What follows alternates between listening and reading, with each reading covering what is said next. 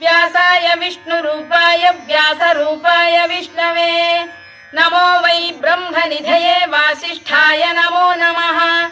अविकाराय शुद्धाय नित्याय परमात्मने सदैकरूपरूपाय विष्णवे सर्वजिष्णवे यस्य स्मरणमात्रेण जन्म संसारबन्धनात् विमुच्यते नमस्तस्मै विष्णवे प्रभविष्णवे ॐ नमो विष्णवे प्रभविष्णवे श्रीवैशम्पायन उवाच श्रुत्वा धर्मानशेषेण पावनानि च सर्वशः युधिष्ठिरः शान्तनवम् पुनरेवाभ्यभाषत युधिष्ठिर उवाच